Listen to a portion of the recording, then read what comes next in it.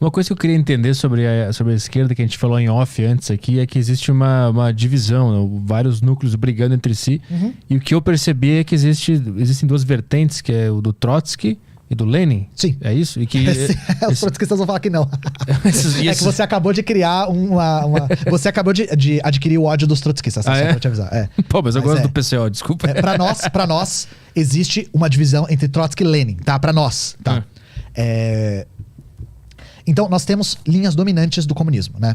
As principais. Porque existem sublinhas e até a psicodelia de comunismo com aliens e tal, mas, enfim. Eu quero ver assim. Isso existe, chama posadismo, procura depois.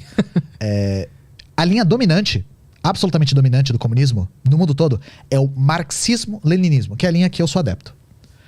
Por que eu falo que é a linha dominante? Porque todas as revoluções socialistas do século XX seguiram a linha marxista-leninista. Então, obviamente, União Soviética, depois mesmo a Mongólia, que veio logo depois, Coreia, Cuba, China, etc. Albânia, que eu falei, Vietnã, todas essas revoluções, todas essas experiências foram experiências orientadas pelo marxismo-leninismo. O trotskismo, ele se gesta como oposição à linha do Partido Bolchevique. E o Partido Bolchevique era o Partido Comunista da União Soviética. O Trotsky era um opositor, ele cria um bloco de oposição, na verdade ele não cria, ele compõe um bloco de oposição dentro da União Soviética. E aí, as ideias que ele gesta nesse bloco de oposição hoje são conhecidas como trotskismo. Então, uma das principais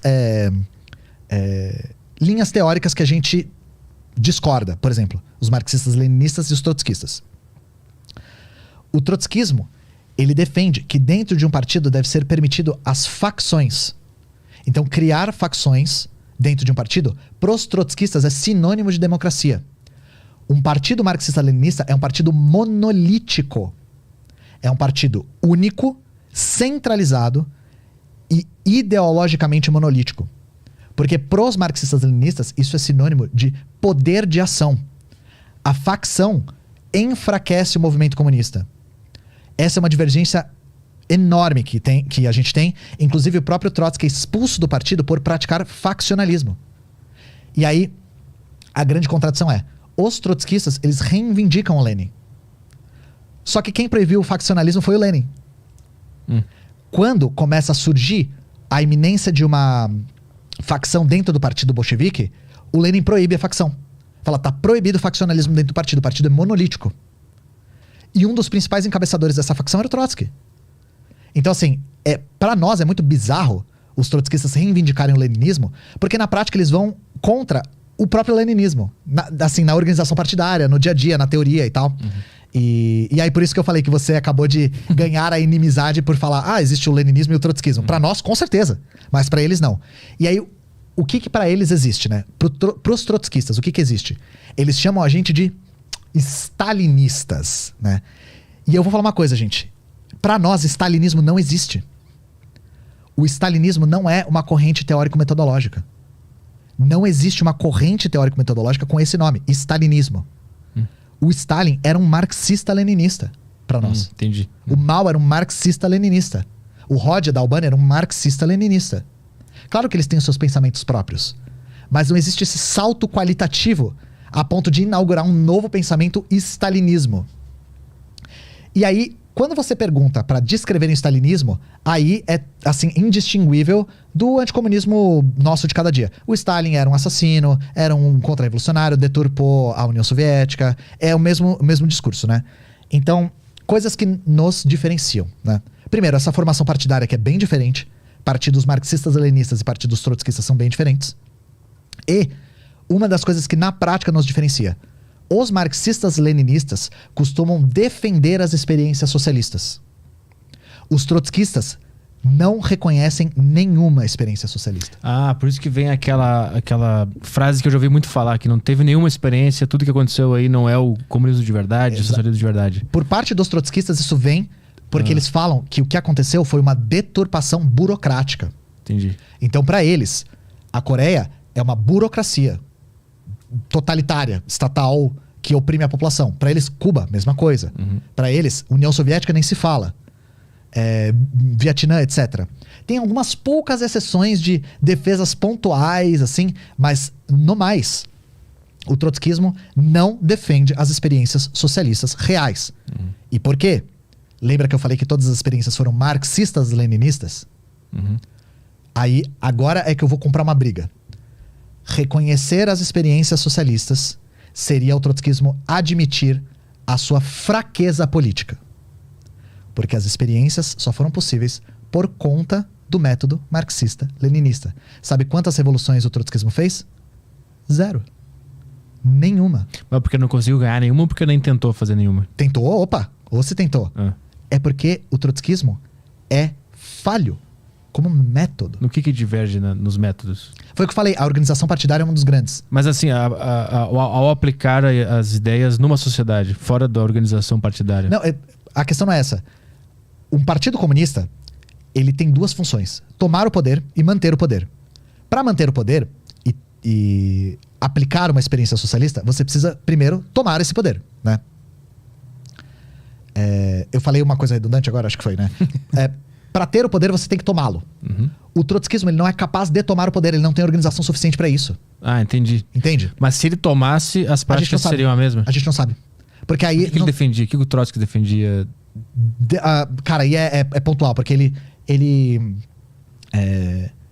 criticava muito a postura do Stalin na União Soviética, falava que o Estado estava se divergindo dos ideais corretos e tal. Então isso é difícil de transpor, sabe por quê? Porque isso tinha muito a ver com a realidade da União Soviética. Então, por exemplo, uma das coisas que é um grande mote dos trotskistas é que o Trotsky defendia uma revolução internacional e o Stalin defendia uma revolução só na União Soviética. Essa é uma discussão muito mal feita por parte dos trotskistas e ela, na maior parte das vezes, é repleta de espantalhos. Por quê? Não é que o Stalin não defendia uma revolução em outros países. É que ele não defendia isso de maneira aventureira. E, outra coisa, o Trotsky acreditava que era absolutamente impossível construir o socialismo em um país só. O Stalin não, e o Partido Bolchevique também não, de maneira dominante. Eles acreditavam que sim, era possível construir o socialismo em um país só. Para o Trotsky, enquanto não houvesse uma revolução socialista ou revoluções socialistas no centro do capitalismo, o socialismo seria impossível. Essa era a linha dele. E que é uma linha que foi combatida, né? E foi vencida de maneira popular. Nas vésperas do Trotsky ser expulso do partido, se faz uma votação entre a linha dominante do Partido Bolchevique e a linha trotskista. A linha dominante, né, que se tornou a linha dominante também, recebe 724 mil votos e a linha trotskista recebe 4 mil. O trotskismo foi derrotado de maneira popular.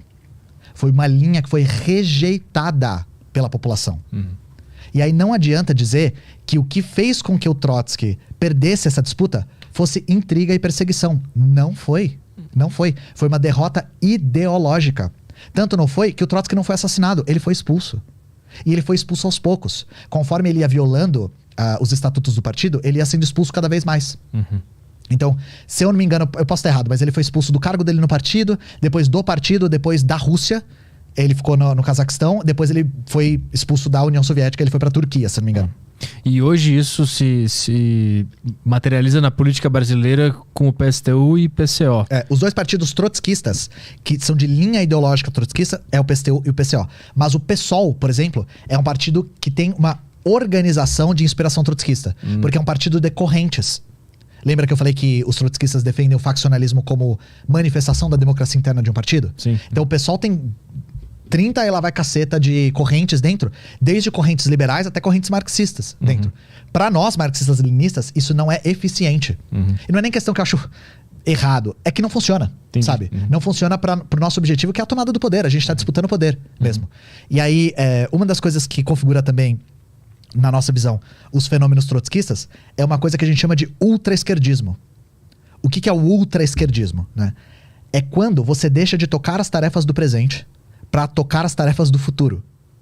Então, por exemplo, o PSTU defendeu o impeachment da Dilma, falando que a Dilma era uma traidora de classes. Isso é abrir mão de uma tarefa do presente, que era impedir o avanço de uma pauta neoliberal, para tocar uma tarefa do futuro, que é a Revolução Brasileira.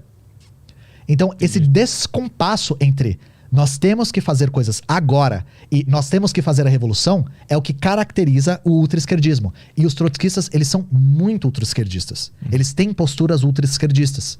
De sempre falar que a revolução está na iminência o tempo todo, de fazer análise de conjuntura ruins, leituras muito fracas de análise de conjuntura. Então é por isso que a gente não tem uma, digamos assim, uma oposição fraterna.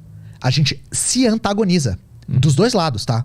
Porque o PCO e o PSTU nos chamam de stalinistas. E pra eles isso é um xingamento horroroso, tá? É um xingamento, assim, que você tá chamando a pessoa de incompetente, de genocida, de burocrata, de deturpadora. Pra eles isso é pesado, sabe?